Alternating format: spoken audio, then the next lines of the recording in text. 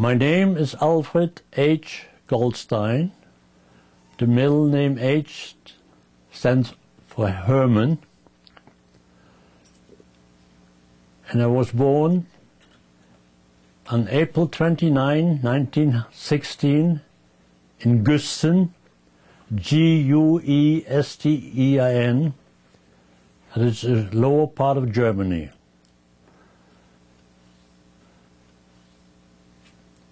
At that time, we lived with my grandmother and grandfather in a small town.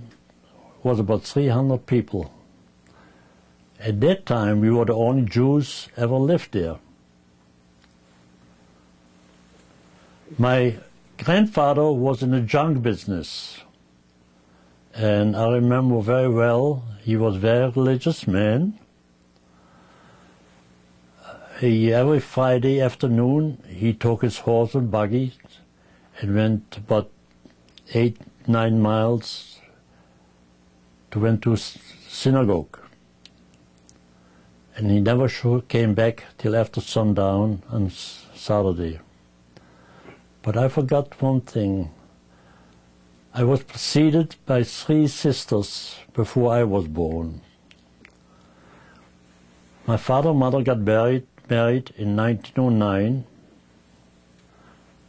My first sister was born in 1910. My second sister was born in 1912. The third one was born in 1914. And I'm the only male who was born in 1916. They always told me, at that time my father, who served in the First World War, got wounded in France, and they put him in a hospital because he was shot by one lung, and they had only half a lung. And what they told me later, he came home on leave, and it was the biggest party they ever had in a little town of Goldstein. My father had 6 brothers and 1 sister. And again, I was the only son ever born to the Goldstein clan. And I can imagine what a holiday they had when I was born. You were popular. Everything was very scarce, you know, the food. But they told me that was the biggest party they ever had in that little town. I mean, I don't remember. They told me that all later. I still remember when I was a little kid, I was a couple of years old, I crawled around, and my grandfather had a junkyard right by the house.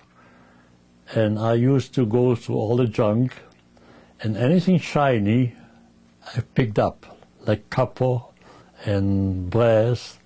For what reason, I don't know, but it was exciting for me.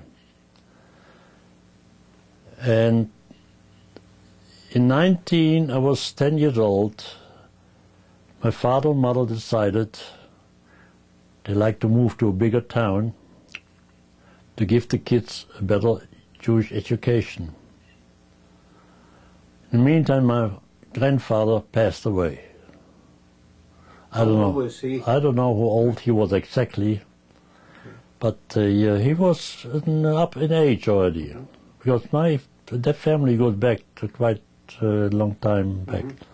But my grandmother moved away with us to a town about 10-15 miles away, the town of Linnich, L-I-N-N-I-C-H. That is in the same area. And we went to school. Oh, I didn't go to school yet, but my kids, they only had one rabbi. And the rabbi was the teacher. And they had only one classroom in the whole Jewish community. The kids were all together, the boys, the girls, the grades and everything, and he was the teacher. I still remember when I went to the first school, I mean the first class, I cried like a little kid. I was a little kid. But my mother took me there. I was never away from home. I never left my mother. And I cried and cried. And till my sister told me, he said, Alfred, they didn't know him with Fred. Alfred, he said, you know, we are with you now. You don't have to worry about a thing. And you like it. Anyhow, we went every day we went to school. And one day, the rabbi, who was the teacher, tried to hit me. I would guess I was a bad student. He tried to hit me. And only 2 sisters was in class that time. They both got up. He said, Rabbi, if you hit my son, my father will come and kill you. They left the school, they went to home to my father, and my father came to the school. He said, Rabbi, I am the only one who hit my son, not anybody else. And if you do it, I kill you. My father was a big guy, he was about 6'3". You know, he was about 200-some pounds. And I think the rabbi got scared. So he never hit you again? Never. He never touched me. Never touched me again. A smart move on the rabbi's part. That's right. But that was quite an incident. Yeah. My father at that time was in the coal and wood business. You know, that time they had no air conditioning like today or heating, you know. They had a little stove in the living room, you know, and I remember one day, just before Christmas, everything was very scarce. You know, they had a depression in 1923 in Germany. And people didn't have any money. And people were very poor. And I think my father took all his coal and wood and took to the poor people, said you don't have to pay as a present. He was a real good guy. Wow, what a good guy. He also was very active in the soccer club. He donated soccer, he donated, you know. But one thing is on my mind all the time, and always I remember. One day he decided he wanted a trommel, what do you call it? You're not talking about computer, not computers at that time. No, he wants to have a band. Oh. What do you call it? The drums. The drums yeah. and the Floyd. Okay. And I remember I went with him to Holland to buy all the equipment, all his own money. And he came home, all the guys, they had to line up. They played every Sunday. They went to the park. They played, wow. You know. And he was the major with the stick. I still remember that. Did he play? He didn't play the drums. No. He was the major. You know, with the He was in charge of it. Yeah, what they call that? The conductor, like a conductor. No, he was a conductor, but they had a big stick. You know, like with tambour, major. Yeah, I forgot about it. Yeah. But anyhow, I remember that every Sunday morning, after church, he got them all together, and he went to practice. He paid everything all himself. Well, where in Utrecht did he buy that? He bought it in Holland. Yeah, what town was it? I don't remember. Oh, I was wondering if it was Utrecht. You see, Holland from where we live was only 20 minutes driving. Oh, okay. You know? And I think we had to take the train. That time they had no cars. You know? So he brought things back? No, he had a car. Oh. That was another story. Right after the First World War, my father bought a Red Cross ambulance. Wow. And he hired a chauffeur, private chauffeur, to drive us around. And one weekend we went to a town where all my relatives lived. That is a town was very famous and is still famous in Europe for resorts, like a resort. And on the way back, we ran out of gas. Oh. You know, he forgot to put the gas can in. It took us 2 days before he came home. I never forgot that. I never forgot that. And all the kids in the car, you know, with the ambulance, you know, they had the Red Cross on the... yeah. And I never forgot that. Oh, my God. And they had a driver. And Where did they go to get gas? oh, I don't know. I don't remember. It was far away, man. It was far away. I remember 2 days we got stuck there. Oh, wow. And lucky was we were very close to a town, and people took care of us, and we had, you know, restaurants and everything. But I never forgot that. There was some incident. That's an incident. Ran out of gas. And we get home, and he remained with the car. Then one day, my father bought a big truck. That time they had no automatic transmission. They had straight shift. But the big truck had 2 chains on the wheels on each side. Wow. That wide, the chains. And we lived on a corner on a little hill. And he also had a chauffeur. I mean, my father never, I don't think he ever drove. He had someone do the driving. Yeah, right. And he went up the hill, and one chain broke. And the damn truck came back, hit our house. See, our house was a little outside the road. Hit our house. Oh, my God. And that night, my father took the train a couple days to get a new chain. I still remember that. Oh, he came back with the chain, you know. It was an iron chain. I mean, it was big, Sure. big. Yeah, that they attached And to the they tires. fixed Yeah. the truck. Oh, wow. And how he was lucky that he hit the building. Oh, yes. I mean, it was all brick building. I mean, nothing happened, but it was scary. What was the weather like in your little town? At that time, the weather was a lot of snow and rain, and you know. So you needed the chains for the snow, I guess. Oh yeah, snow but and that ice. time they had no automatic transmission, or you know, Right. like today. But they had all chain driven. We talk about a big truck, Yeah. you know, and they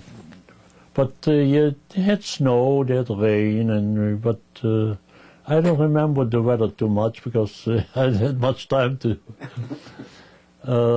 That was in 1926 we moved to that town, including my grandmother. You know, my grandfather was buried in a cemetery, and my grandmother moved in with us. And she lived quite a few more years with us. Oh, Then my mother opened up a store, porcelain. wow. She went to all the factories to buy porcelain, like dishes, and you know, and so forth. And she sold that from the house. She had a little nice store. She was a business lady. Oh yeah, she was quite She was some smart. woman. Yeah. When did you notice any danger from the Germans? Yeah. In 1933, Hitler came to power.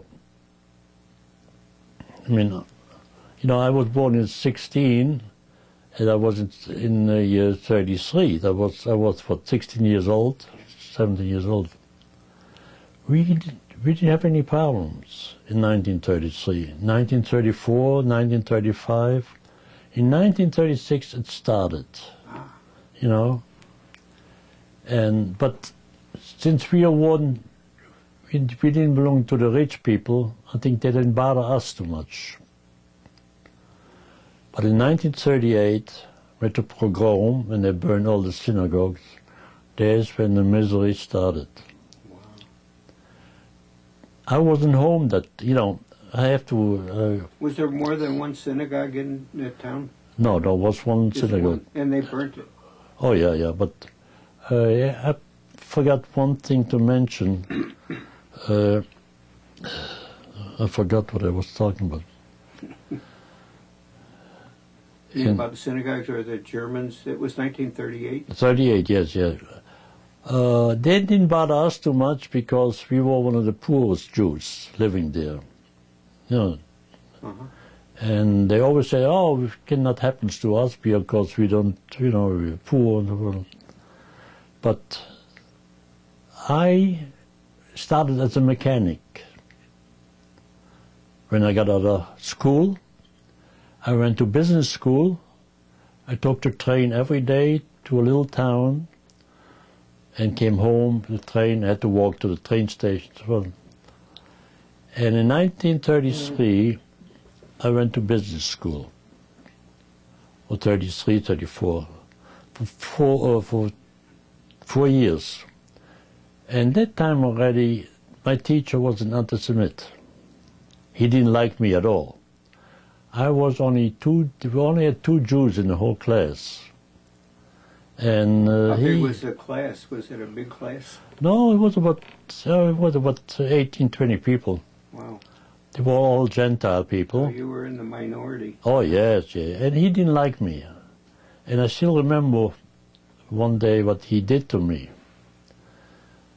We had to send some resumes and everything, and he put it in red. He said it wasn't good at all. And my resume was very good. I mean, but he didn't like me.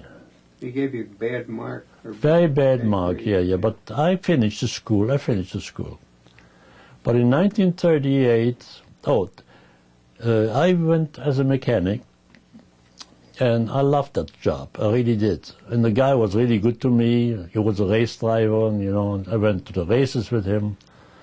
And the Nazis came in to his shop and he said, so long you apply the Jew, we don't want to do business with you. And he came to me, he said, Alfred, that time, he said, I will keep you. So long I don't get more pressure, I keep you here. But about 6, 7 months later, they put so much pressure on him that he said, I cannot continue working for me anymore. And I had to leave. I went home again for a couple of weeks, and there was a job open as a truck driver. And I took the job. The guy liked me. I was a good driver. I had a special license for truck. He was not an anti-Semite. I had a good driver's license. I mean, a special driver's license for trucks. You had to go to school to get your license. Yeah. Where'd you learn to drive a truck? In my sister's boyfriend had a truck, and he showed me how to use it. Oh, I always get ahead of myself. One day I went to the truck, and he said, you drive from now on. And I was driving, and a cop was standing there with this cup. He said, look straight ahead. He said, don't look at him. He didn't see me that I was driving. yeah. Anyhow, I got it as a truck driver, and I liked the job. It was very nice, they paid good. And when the pogrom in 1938, they burnt the synagogue, they arrested all the men, and I wasn't even home. I was on the road. And I came back the next day on November 9th, 1938, and the Gestapo was waiting to arrest me. And they took me to jail, where all my people were. Your family was there? No, only my father. Only men. They only arrested men. Oh, so My father was there, all the other guys were there, and I was the youngest. I was the youngest. Anyhow, they let everybody go home except the rabbi and I. And that night, they took us on a train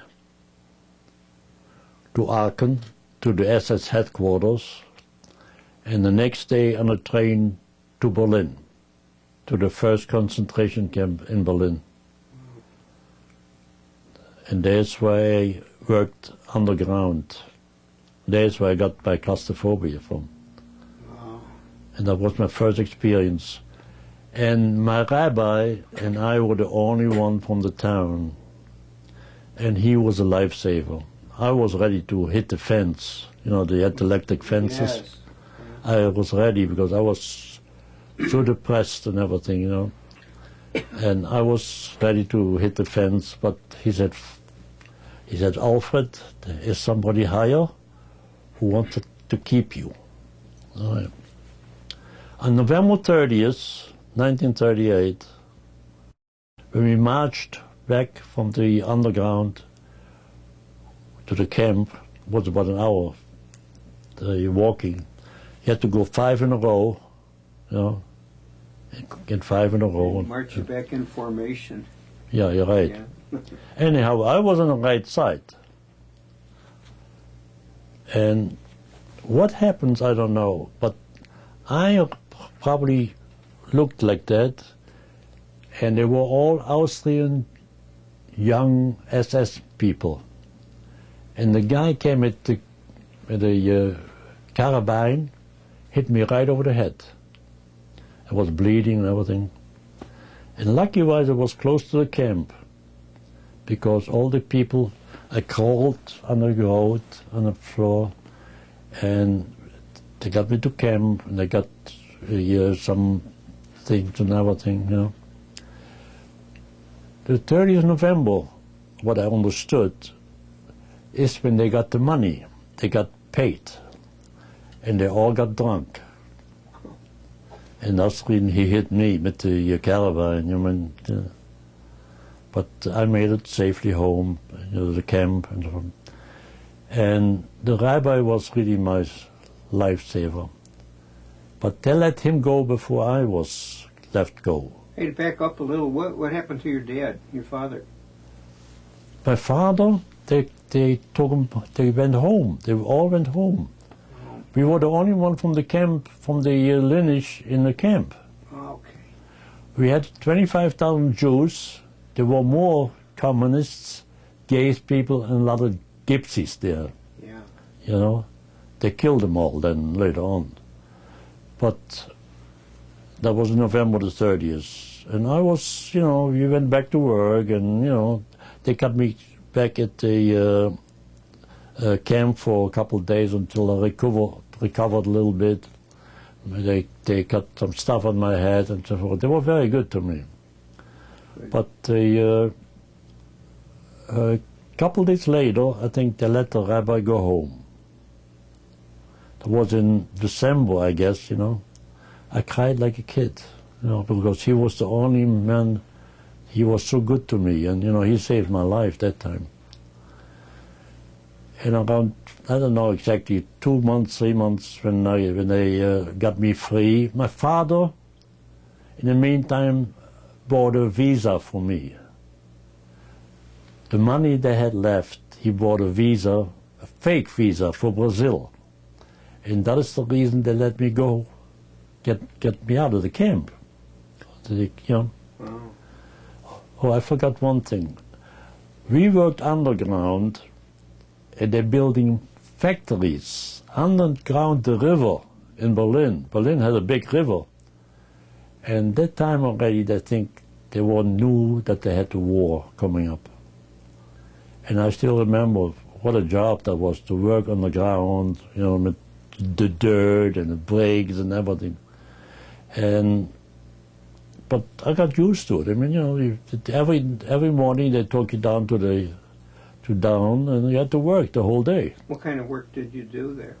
I shoveled dirt all day with a dolly, and you back and forth from one end to the other, and cement and everything. You know. Oh, that was. It was tough you had work. to be young and strong to do. Oh, I was that year was a teenager, was strong. I mean, you know. Yeah. Anyhow, the morning I got the notice I have to be at the outside at 8 o'clock or something. And we stayed there in contention without clothes. They took the clothes away already. I mean, they gave us prisoners' clothes. And that was in, don't forget, it was cold there. And the commandant made a speech. He said, "Gentlemen, today you be a free man." And they had an iron gate to inside. It said, "Arbeit macht frei." That means when you work, you're a free man.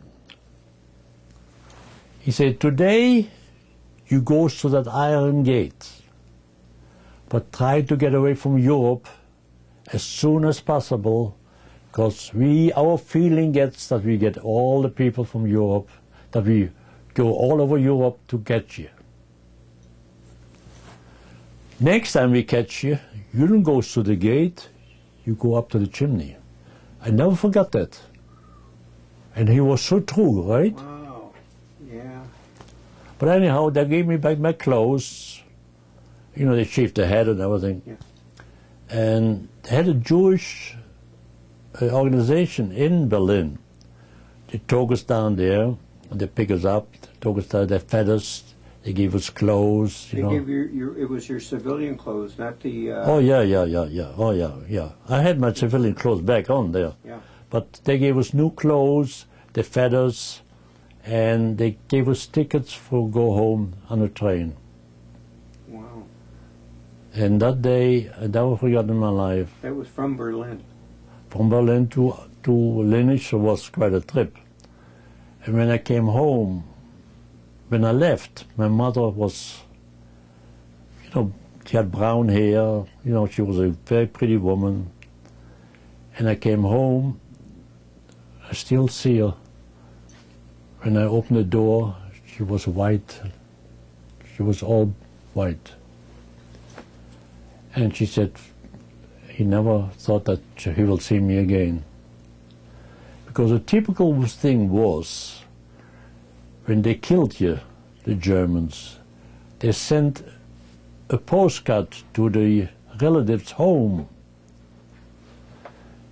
They were all printed. Your son or your husband tried to get away, and he was shot. That was a typical thing. And my mother expected that every day that she said, she get a notice that I be dead. That was the day when I tell you. Wow, so she was happy to see you. Surprised to see you. Yeah. But that is the last time. About a couple days later, my neighbors came in. And we had good neighbors there in Linnich, Gentile people. And he told my father and mother, he said, try to get your son away as soon as possible. They will pick him up again. And that night I went illegally to Holland. And that's the last time I saw my father and mother, 1939. 39, yeah. Because, they took them away in 1942, and they put them in Poland in the gas chamber, see. What about your sisters? My sister was underground, the one who just died. The other sister, one of them died when she was 16 years old. She was sick for 7 days. I never found out what sickness she had. But my other sister just left with the last ship from Holland to England. Because she used to be a cook. She learned how to cook in the finest hotels in Königswinter, that's a very resort area. And a couple came from England, and he asked her, he said, why don't you come to England and be our private cook? And that is what saved her life. That was a good deal. That's right. And she tried to come back home. When she landed in Harwich, She tried to come back home. They wouldn't let her. Oh. That was her luck. She came visit us a couple of times here. Oh. But my other sister went underground with nuns. And yeah, that saved her life then. That was good. But Yeah. that was, and I went to Holland illegally, and my sister was in Holland already working. I mean, that was, you know, she went underground later on when the Germans came. And when I knocked on her door, she didn't know that was me. Oh, You know? so she was shocked. And they put me in a refugee camp about a week later. You know, that was in '39. But I spent some time in the refugee camp until the war broke out. You know, when the Germans invaded Holland, they put me right way up north, close to the French border. And that's why I went to Dunkirk. I don't know if you know where Dunkirk is. What? Dunkirk is in France, where they had the big invasion, Oh. where the Germans, where the English were there in Dunkirk, and the Germans went right through to Dunkirk, and they got them all there. You know. And I was underground with a bunch of monks, until one day, 3 days later, I said, I can't stay here all the time. I walk upstairs, and I see all the Germans patrol the streets. Oh. And that's where they arrested me again. That was in '39, huh? That was in '39, after the war. After, Yeah. you know, the war broke out in what, in '39? Yep.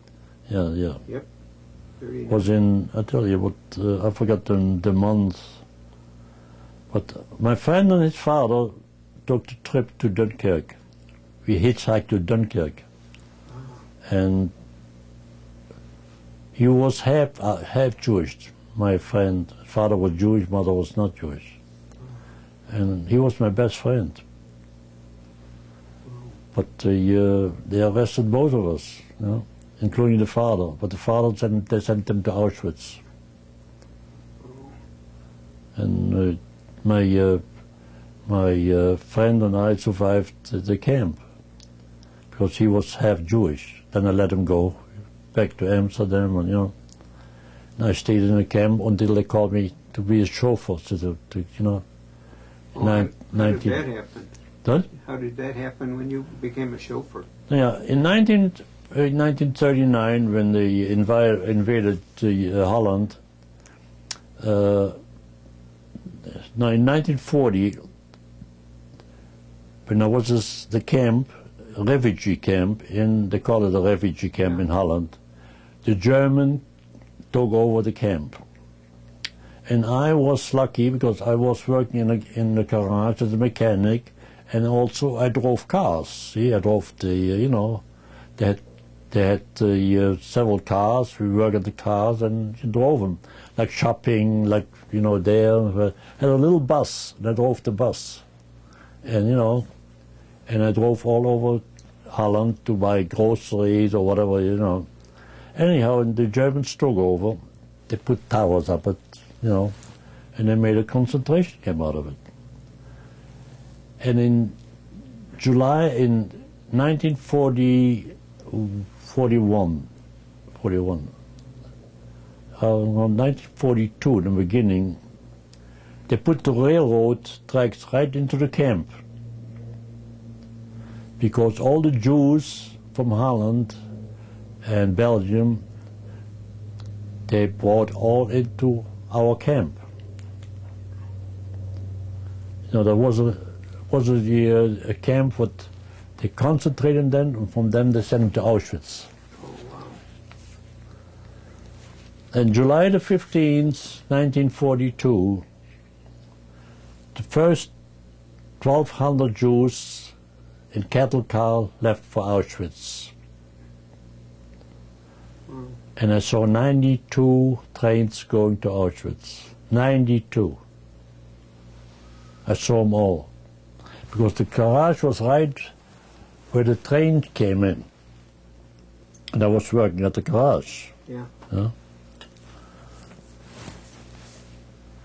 But that was in 1942, July the 15th. I still never forgot that date, 1942. And then 92 trains left Westerbork for Auschwitz and Bergen-Belsen. You know, I don't know, you heard about it. Sure. There's 130,000 people left, and I think about we were left with 300 people. But in 1944, one day I got a notice, I have to be at the front office at 8 o'clock tomorrow morning. I didn't know what the hell was going on because I didn't know. And a guy was waiting there for me in a car. He said, you know, I have to take you to the SS headquarters. All right. And I was introduced, I didn't go to the headquarters, I go to a private house. The housekeeper was German, you know, everything. And I was sitting there at the kitchen table, and all of a sudden the guy came in, tall guy, 6'4", in black uniform, you know. And he said, what is your name? I told him, where you come from? From Cologne. Cologne? That's where I come from. From now on, you work for me. And he was an Obersturmbannführer, he was a captain. I didn't know. He had a Ford, a four-cylinder Ford. At that time they had no more gas, see?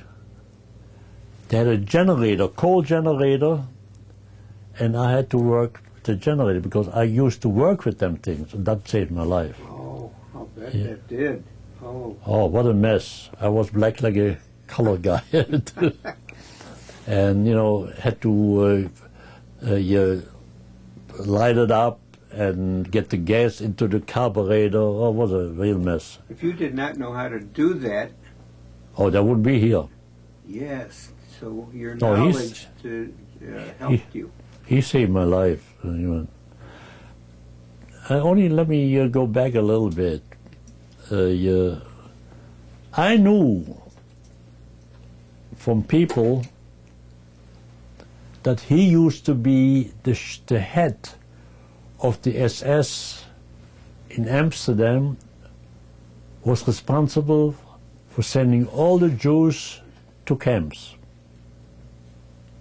He and his buddy, Fischer was his name. But when they ran out of Jews, they put him to Holland, to the headquarters. It was the SS headquarters. They were all SS. And he was one of the big shots. He was, you know, a captain. That means the German SS Obersturmbannführer was a big deal, you know. Yeah. Anyhow, I worked for him for several months. We were shot a couple times. With the airlines, the British came down on the road. I took him all over. I mean, you know, I had to drive him. And without a star. Without a star. Say without a star. Without the star, without David. The yellow star. Yeah. Yeah, I didn't wear it anymore because I guess they didn't want to know that he's a Jewish driver. Right. Why did they hire me? First of all, it was cheap. No, he had an SS driver who got drunk all the time, and I was reliable. You know, I was a good driver. I didn't drink. You know, but that was the reason he hired me without pay. Except he gave me a room, and you know, and he gave me enough money for food and so forth. He was good to me. I mean, you know. Boy, you were lucky. Yeah, but one day I asked him, say, you know, I have to call him the SS Obersturmbannführer. Say, whatever happens with my parents? He said, never ask me questions like that. I knew already something. Yeah. But the train who left on Tuesdays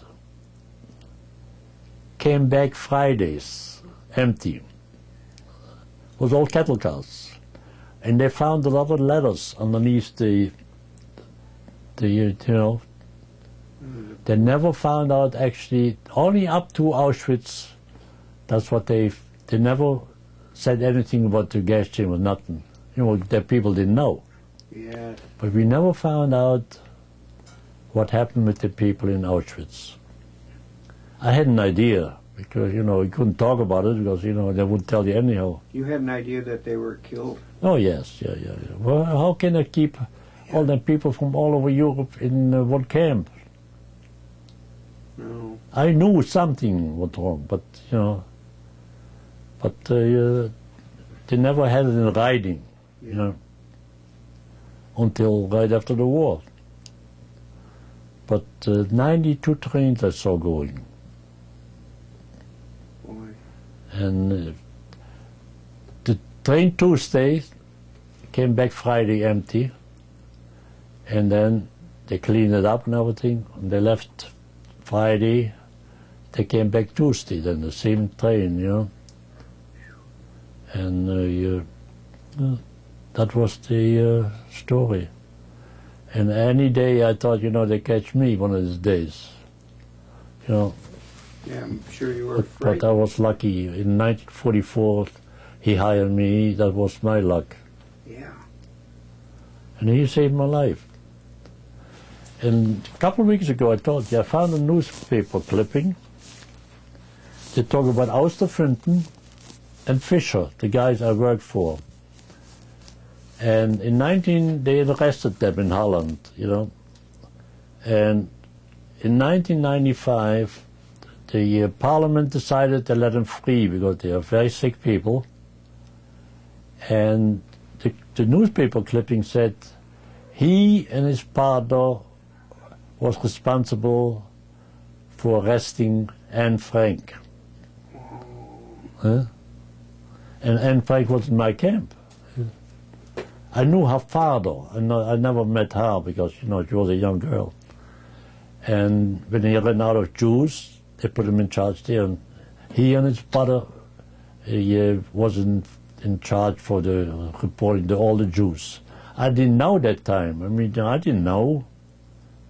You know, because Fischer was a nasty SOB. He was a mean guy. And one day, I was working in a garage at his private home from Austerfrinten. He had a mistress living with him, you know. And I was working on a car. Fischer came in, he said, you know, go back to the camp. Close up the shop and go back to the camp. And I went to Austerfrinten's girl. He said, you know, I have to close the shop because Fischer told me I have to go back to Westerbork. She called up Austerfrinten, you know, and she said, then that happens. He said, he stays. He stays. Close call. Yeah, it was a close call. Otherwise I wouldn't be here today. Wow. Yeah. And when he let me go back to the camp in 1945, he said, Fred, that time I already knew with Fred. He said, Fred, he said, it is so dangerous to be on the road now. You know, we got shot twice from the, you know, tried to hit the ground, you know, jump out the car. He said, it's dangerous to drive. I don't drive anymore. He said, you go back to the camp. And they have 100% for sure they win the war. And he said, he called the commandant, what I found out later, when I went back to the camp. He said, you know, Gemmeker was his name. He said, you know, he said, that Fred Goldstein, I won him back right after the war. And he saved my life. Wow. And when the last transport was in September, they sent all the Jews except 300, they stayed at the camp. It was in Holland. The one in Holland, yeah. And the last 400, there was one of the guy was a big reporter in Holland. They shot all 400 of them. They shot them in Auschwitz. They didn't have enough time to go to the gas station. They shot them with a machine gun. You mean this was in Holland? This was. That was that was when they transported them to Auschwitz. 400 people was the last transport. 400. Jews. All Jews. Yeah. And they put them to Auschwitz. And they shot them all. They lined them up and they put them down all. They didn't have enough time to go into the gas chamber. So, Yeah. I found that out later. I mean, I didn't know that time. So Anne Frank's father lived. He Sorry? survived. So Anne Frank's father. Yeah, he lived. I don't know where he probably died later on. I don't know. I think Anne Frank, his daughter, died before he did. Oh yes, yeah. They put her to Auschwitz, and I don't know if they put him to Auschwitz and came back. I don't remember. I was wondering how he managed to survive. Yeah, I think he survived, but the daughter got killed in Auschwitz. Yeah. The whole family actually. The whole family. Oh, there were a lot of people. 130,000 people know, but that's the story. So you were the only one that survived from your family? No, other than your sister? My sisters, both sisters, yeah. My uncles, I lost about 33 of them. Wow. But you saw my history. My it goes back to early 1700. You mean your family history? Yeah, my mother's family history. My father's was a little shady, I think. They always called him a horse thief. Oh, is that right? He also later on he did in horses. Where Lineage had the biggest horse market in that area, and every couple months he took a train to East Prussia to buy 24 horses. They brought them to Lineage. And the gypsies bought them all. They bought the horses from him, from your father. Yeah, the horses, yeah. And I never liked horses. I never could used to go on a horse. And my kids all was good, they all bought a horse. And I hated horses. I don't know why. But my father, like I said, was a first world invalid. And Hitler gave him the Iron Cross. Your father? Yeah, and they put him in the gas chamber anyhow. They made no exceptions. Wow, that's terrible. Even people that were part Jewish, they did away with. So who was the liberating? The Canadians. Canadians liberated you guys. Yeah, they came on tanks, and but I got liberated in 1945, but since I was a German, the Dutch people don't let me go till July. I had to go through all the red tape, but I was free to go, but I still was in the camp. It was strange. The whole thing was strange. Did you wear inmate prisoner uniform? Oh yes, oh yeah, and a star. Yeah. David, yeah, and we had all kinds. We had all kinds of crews. We had the security. They call it they help people with the luggage and so forth. To go on the train. They couldn't do anything with them anyhow. I mean, they. Did you ever go back to your hometown? Oh yes. After you were liberated. Oh yeah. My best friend. His name was Willie Heck. He was our neighbor. They had 6 brothers, six boys and 3 girls, middle-class people. Jewish? No. They were not. They're Catholics. Well, nice people. And Willie was one of my best friends. We played soccer together for 7 years. Oh. And he worked for a hotel chain. Actually, it was one hotel in Lineage, a big hotel. And the guy was an anti-Semite. The son, and he always told Willie, he said, you cannot socialize with a Jew. But Willie came and said, Fred, he said, then that happens, but I don't want to give you up. He said, you know, he told him again, he said, you know, if you don't stop seeing it, I called the Gestapo and they arrested you too. And that time I told him, I said, really, forget about it. And in 1940, they had the headquarters was at the hotel. In 1940, the first bomb fell off Lineage at the hotel and they killed him. Not my friend, but his boss. Yeah, that works good. And I saw really, you know, every year I went to Germany. Yeah. I saw him. He was such a nice kid. He died in a heart attack about 5, 6, 7 years ago. And it was a nice boy. So what happened after liberation? You After liberation, first I went to my sister. She lived in Limburg already in Holland. Yeah. She was married, had a couple of kids already. And I hated that town. It was too small for me. And one day I said to my sister, you know, Sophie, I cannot stand it here anymore. I'm going to Amsterdam. I live in Amsterdam. I went to Amsterdam. I got a job right away as a chauffeur and a mechanic. And I love Amsterdam, I really did. And I got acquainted in Amsterdam. I got a couple of girlfriends there and so forth. And there's I lived for 5 years. That's before. Till I came to America. And the guy I worked for, I met him during the war. And I helped him a little bit. I mean, you know, with a little food, because don't forget I went outside all the time. Yeah. I bought, you know, and I gave him some food and the kids, you know. And after the war, he became a big shot in Amsterdam. I didn't know. One day I met him. He said, what the hell are you doing here? I said, you know, I said, why don't you come work for me? I was working for the American Jewish Distribution Committee, driving a truck all over Europe, bring the food for Jewish people and so on. And he hired me. Wow. And one day, I worked for him about 3 years, I guess.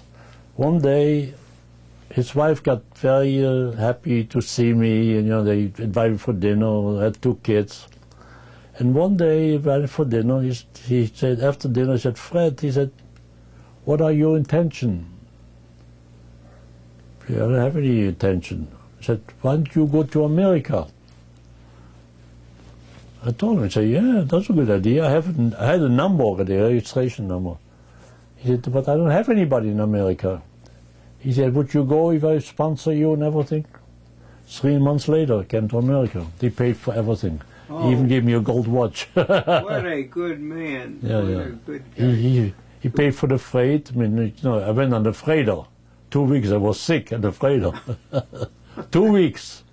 So where did you land? In New York? No, Hoboken, New Jersey. Oh, New Jersey.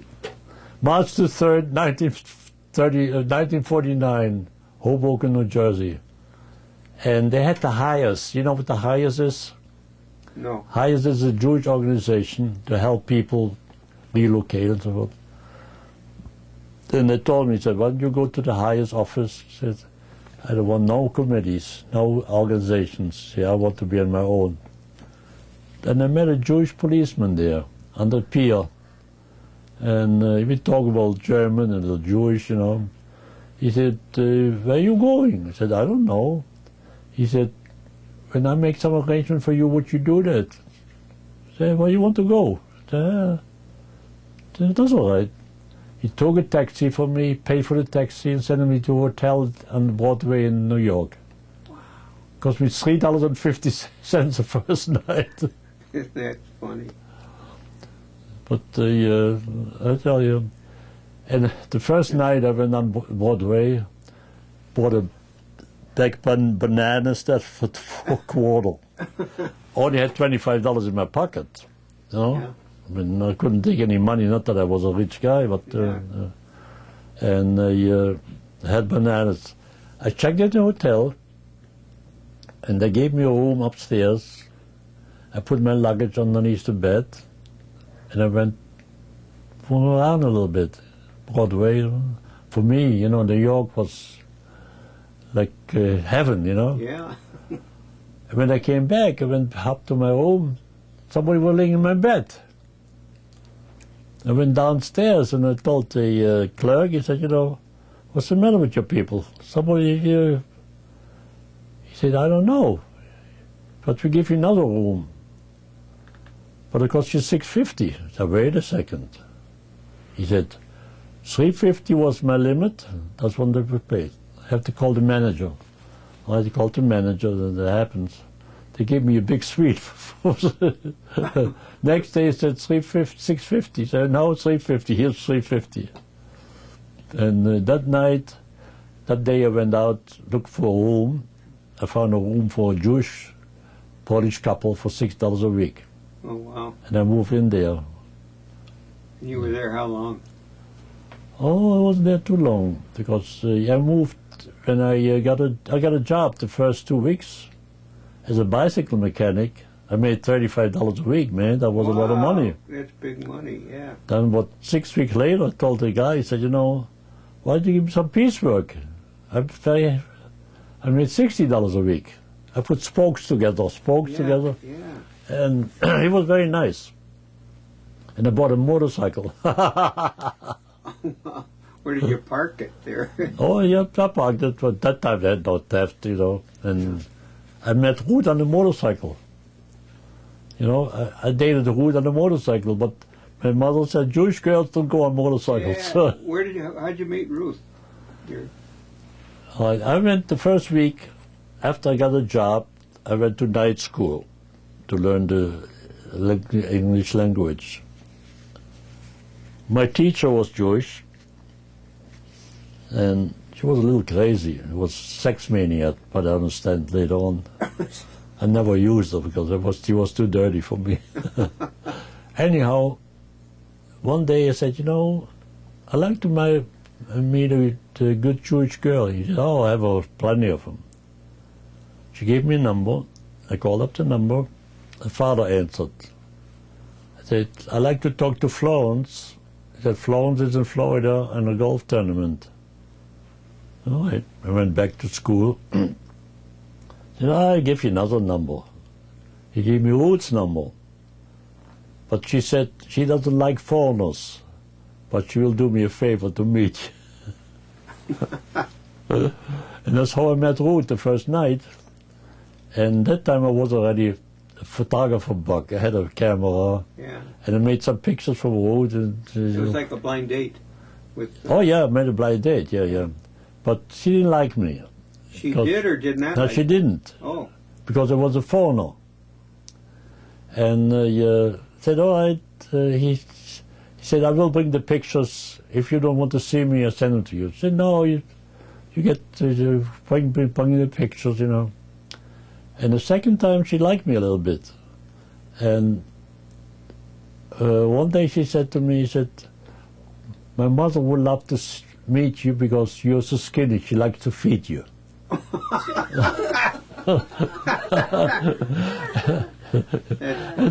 and was invited for dinner, father, mother, nice people. And that same night, it was 3 weeks later, I proposed. And she said yes. She said yes. Oh, that's great. That's right. We were married 3 weeks later. Oh, good. By a rabbi. And my father-in-law was in the automobile business. He gave us a brand new 1950 Chevy convertible, the hardtop. And we drove around all the United States for about 5 weeks. That was a honeymoon. Yeah. Your honeymoon. And what a mess it was. Ruth was a virgin. Oh, yeah. It's a story by itself. Oh, wow. The first night we stayed at the Hotel Washington in Washington, Pennsylvania. Washington, Pennsylvania. Beautiful hotel, about $350 or something. Ruth said, why don't you check in? I went to the front desk, said, I'd like to have a room.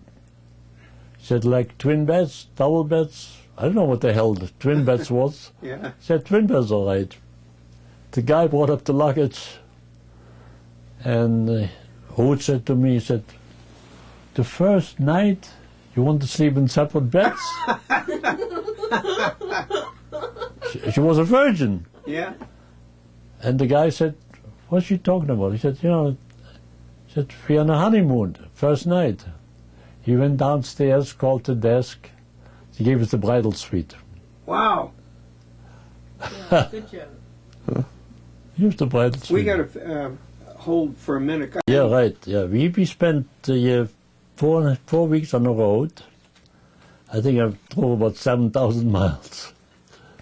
And the funny thing is, Ruth she was in business before I met her.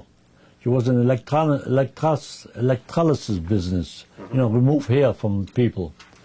And I made some good money because, but I had only $250 saved, and she had $250 saved. It was $500.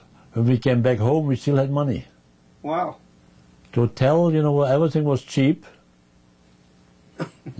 We still had money left. Gas, I think, was about 25 cents. Right? Maybe less, right? So you went 7,000 miles. Where did you go? We went all over the United States, including Texas. Did you stop in Chicago? No, we went to Chicago. Wait a second. We probably did. No, we didn't. We went to Vegas. They only had 2 casinos that time. We didn't go to casino because we didn't know what gambling is, But we went to L.A., we went to San Francisco, went to Texas, we went all over the United States, 7,000 miles. And That was quite a honeymoon. oh yes, that's right. We came home, and my brother-in-law was in the building business. Home is New York, right? Back to New York, yeah. And my brother-in-law gave us an apartment in Brooklyn, in Flatbush, near Eastern Parkway. At that time was already a colored neighborhood there. St. John's Place, I don't know where it is. No, well, my cousin lived at 1315 East M Street or Avenue. Oh, yeah. But No. We didn't stay too long there because Ruth, during the war, worked for the Navy. And she met a couple there. They had a restaurant and a luncheonette and a bakery. And they came to meet us, see us in New York. We lived in Brooklyn, yeah. They came to see us. And he said to us, why don't we like to have you as a partner? I said, how much money you need? I was, that time I was going to electronics school too. We're in New York? In Delahunty in New York, yeah. And I learned how to work the television and, and radios and so forth. Television at that time had only black and white. Yeah. Anyhow, he said, we need $400 to be a partner. And my father-in-law was very anxious to go see me in business, Sure. He gave us the $400 or $800, I forget. And we moved to Washington, D.C. He had a business on Pennsylvania Avenue close to the White House. Wow. And it was a nice business, had a bakery and a luncheonette, and And since I was handy, I did the baking, I did everything there, see? But the guy was a little weird. He believed in Ouija board. You know what a Ouija board is? No. When everything moved. Oh, yeah. Yeah. I got it, yeah. And Ruth couldn't get along with him. I couldn't get along with him but he was crazy. and Ruth said, let's get the hell out of here. And we talked to him. He said, Sid was his name. Sid, he said, we like to move away. He said, all right, I'll give you back the money, what you invested. I was in Washington. We had an apartment in Alexandria, Virginia, nice apartment, and Ruth started working for the Army. She had priority, she worked in the Army at Cameron Station, I don't know, I don't know where it is. And I started working as a benchman in electronic for a guy who was very heavy. He was a diabetic and very nice guy. And he liked me. And I did some work for him, you know. And about 3 months later, he said, Fred, he said, you know, I'd like to open up a second place. Will you be a partner with me? I said, yeah, how much money you need? I said, yeah, about $800 or something. I had a good car. I went to the bank. I got a loan. And I gave him the money. And he opened up a store in Annandale, Virginia. Annandale, Virginia was nothing. They had one bar there, a hardware store, and that was about all. And a gas station, Will's gas station. And I opened up the store right next to the bar. And about 6 months later, the man got sick, very sick. He was a diabetic. He said, Fred, he said, I cannot do it anymore. I give you the store if you pay me whatever, you know. And I gave him part of the money. And I hired a new guy, you know. And I had an RCA franchise, at the Admiral franchise for television, you know. Wow. I really opened up a good store there. Wow. And I had good guys working, made calls. I worked myself. I put up the first antenna. The antenna way up. Could climb up there, man. That was Oh, I bet that was high. Anyhow, I got sick. I developed an ulcer. And that was in 1953. Was that worrying about the business that gave you No, ulcer? no, that was the doctor in New York told me, he said, Fred, he said, because of your anxiety, you know, you lost weight, you're nervous. He said, you have problem with your stomach. No, and they took me to the hospital, and it was an emergency operation. They took 2/3 of my stomach out. Wow.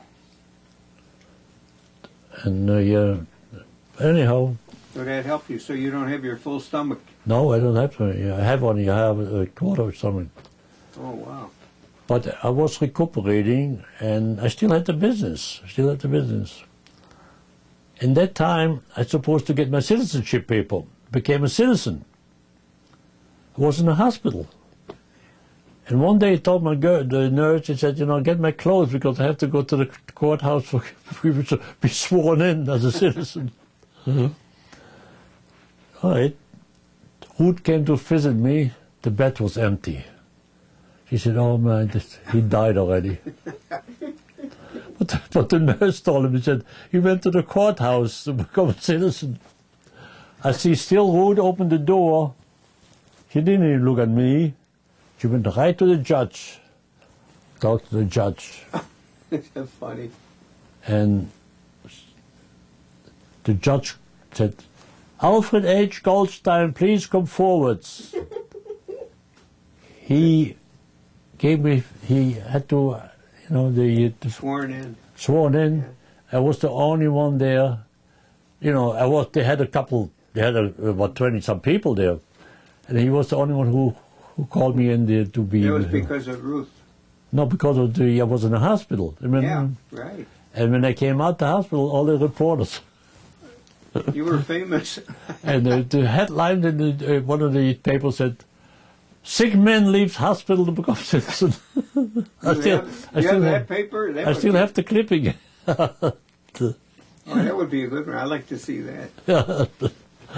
And I really got sick for a couple of months. You know, but you still hung on to the business.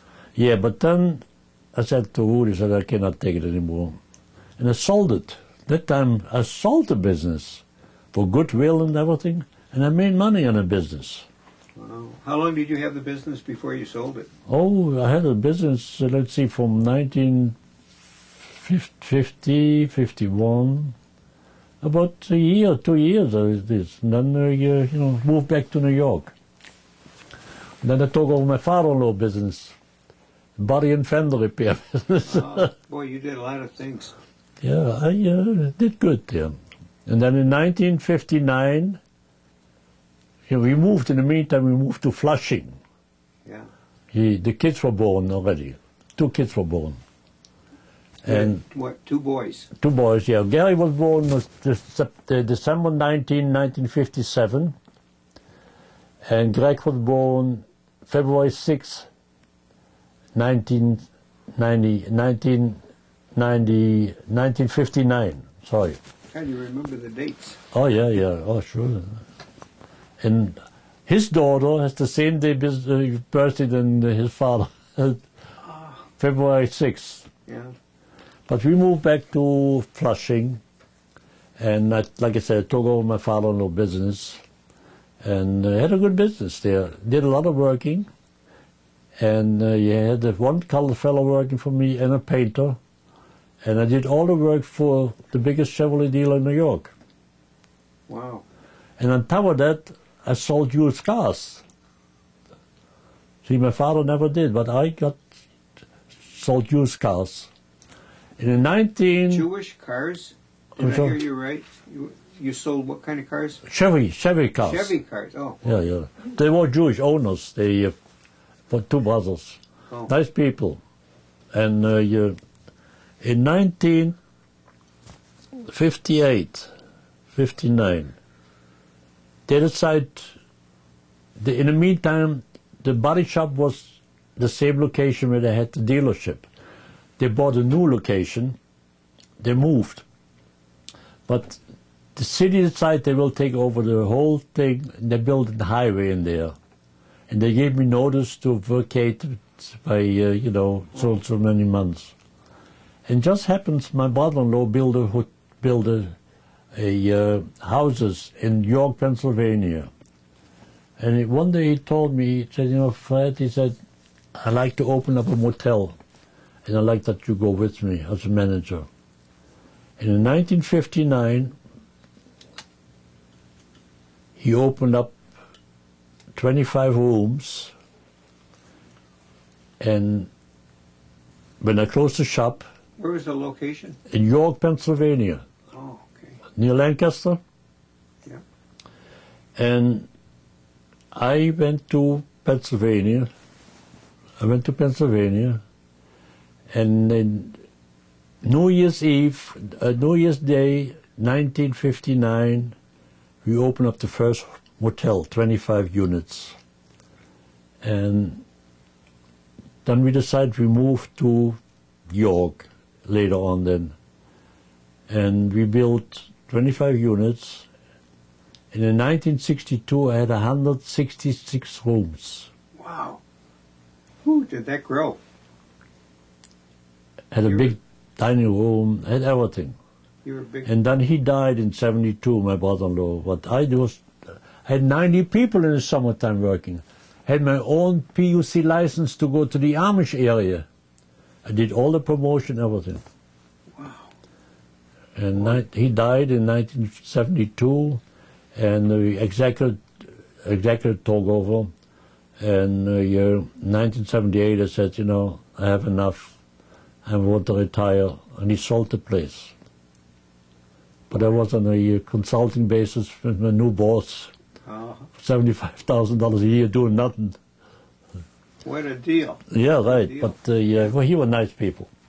But we moved, in 1974, we bought a condominium in Acapulco, Mexico.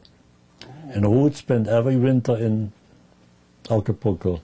I flew every weekend to Acapulco. From New York? From Philadelphia. From Philadelphia? Yeah, so York, it's close to Philadelphia. Okay. And but she spent all winter in Acapulco. So when did you move to where you're living now, Arizona? In 1978, we sold the place in Acapulco. We bought the place in Arizona. Oh. And we're still here for 29 years. That's wonderful. And my wife died, like I told you. And how long ago did Ruth? She died on April 29th, this year, when I was 91 years old, on my birthday. after 56 years of marriage. Wow. And now I live by myself. Wow. End of the story. So tell me how you got a little bit interested in doing woodworking. Oh, yeah. When I retired, I came to Scottsdale. They had a woodworking shop here, and I loved. I tried. Let me go do some work there, and I did everything. I made cabinets. I made everything. I was very good. And I made cabinets. I made dishes, tables. I did everything. And about 10 years ago, Ruth said, Fred, he said, you did everything. Why don't you try to do something else? I said, what can I do? He said, why don't you make pictures from wood? Oh, so it was Ruth's idea? That's what I did. I Wow. thought about 10 years ago. That's wonderful. And today is still my biggest hobby. I love it. That's great. And I have quite a collection. That is great.